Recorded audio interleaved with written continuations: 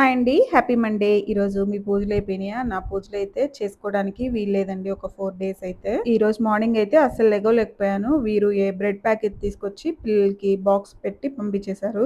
నేనైతే 11కి లేచాను. ఇక పిల్లలు బ్రెడ్ ఒక్కటే ఏం తినుంటారులే, ఇంటికొచ్చిన తర్వాత తింటారు అని చెప్పి వంటయితే స్టార్ట్ చేశాను. ఈరోజు ఇన్ కేస్ బాక్స్ కడితే గనుక పొటాటో ఫ్రైయే చేద్దామని అనుకున్నాను. ఇక ఈరోజు వంటొచ్చేటప్పటికి ఉత్తపప్పు, టమాటా చారు, పొటాటో ఫ్రై చేద్దామని చెప్పి అనుకున్నాను. ఇంకా పొటాటోలు శుభ్రంగా కడిగి ఒక 2, 3 సార్లు కడిగితే గనక మంచిగా దానిలో ఉన్న స్టార్చ్ అంతా పోతుంది. ఈవెన్ కడాయి కూడా ఎంత బాగా హీట్ ఎక్కితే అంత మంచిగా ఫ్రై అవుతాయి. ప్యారలల్ గా రసం పెట్టేశాను, ఉత్తిపప్పు పెట్టేశాను, తర్వాత పొటాటో ఫ్రై తాలింపు వేసాను. పొటాటో ఫ్రై కి కడాయి మంచిగా హీట్ ఎక్కితే గనక కొంచెం ఆయిల్ అయినా సరిపోతుంది. ఈవెన్ స్టవ్ కూడా మాక్సిమం హైలో పెట్టుకొని ఎక్కువసేపు అక్కడే ఉంటూ చేసుకుంటే గనక మంచిగా ఫ్రై వస్తుంది. పప్పు అయిపోయింది, రసం కూడా కుక్కర్ పెట్టేశాను, అది కూడా వచ్చేసింది. ఇక రైస్ కూడా పెట్టేశాను. ఇవన్నీ అయిపోయేలోపు పొటాటో ఫ్రై కూడా అయిపోతుంది. ఒక గంట ఆయిల్తో 1.5 kg వరకు ఫ్రై చేసేసానండి. ఈ కడాయి ఈ పొటాటో ఫ్రైకి ముందు డీప్ ఫ్రై చేశాను. అసలు ఏదైనా డీప్ ఫ్రై చేసిన కడాయిలో కూర చేస్తే భలే మంచిగా వస్తుంది.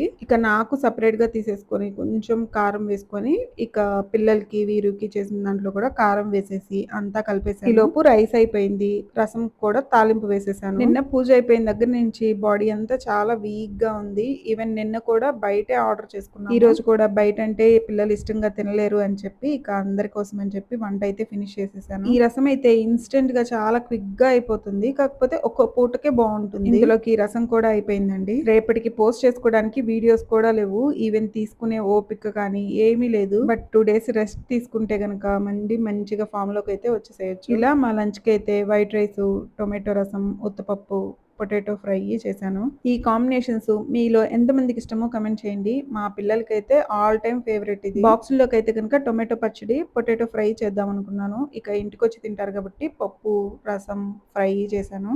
ఇంతకీ ఈరోజు మీ లంచ్ స్పెషల్స్ ఏంటో కూడా కమెంట్ చేయండి. బాయ్.